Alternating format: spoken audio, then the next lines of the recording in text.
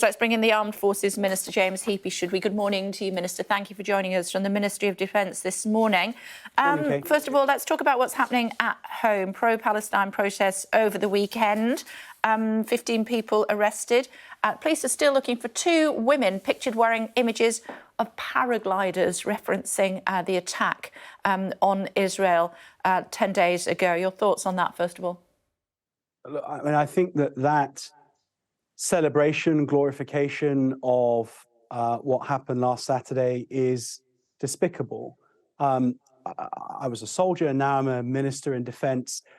Never once have I celebrated the demise of my adversaries. And so even if those women who were wearing those stickers regard Israelis as their enemy, even if they want to see them remove the state of Israel, the idea that they celebrate and glorify that loss of human life is just despicable to me. And I'm glad the police are acting. I hope that those 2 particularly are found. You make the point, of course, that you have served your country. What do you think combat would look like in a densely populated area like Gaza? Horrendous. Kay, it is the task that the Israelis have in front of them is horrific. They have got to go after an adversary who 8 days ago caused the largest loss of Jewish life on a single day from non-natural causes since the last days of the Holocaust. It's entirely understandable that Israel is setting itself to destroy Hamas, but it is going after an adversary that deliberately hides in and amongst the civilian population, that hides its materiel in and amongst the civilian population.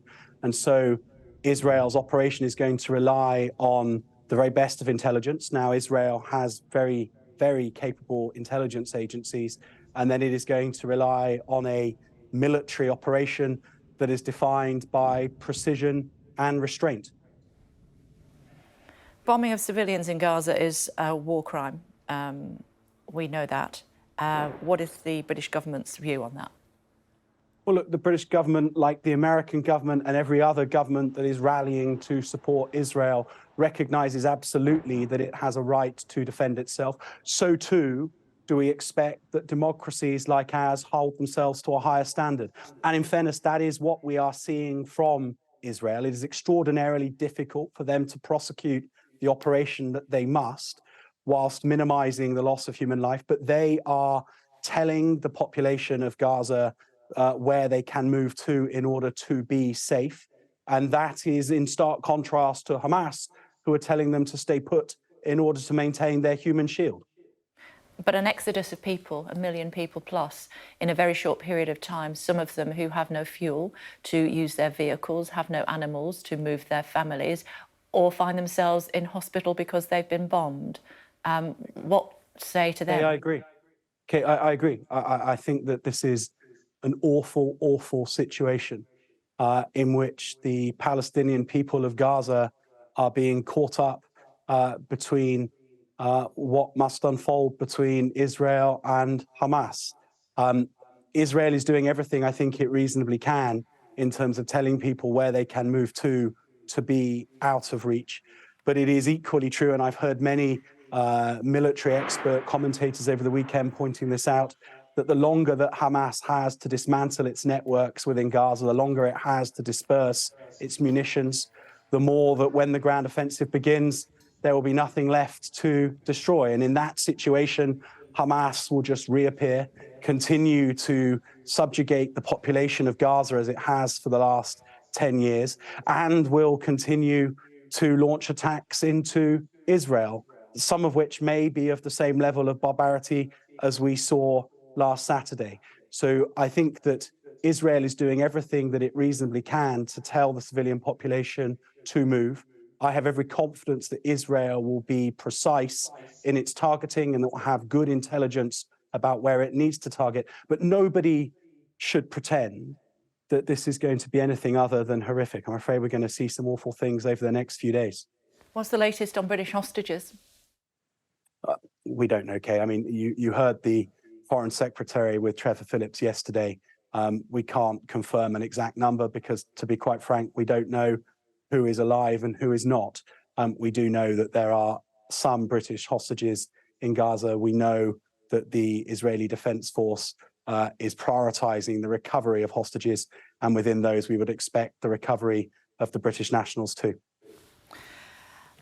We've been hearing from President Biden overnight. He says that Hamas should be eliminated entirely. Is that the view of the British government?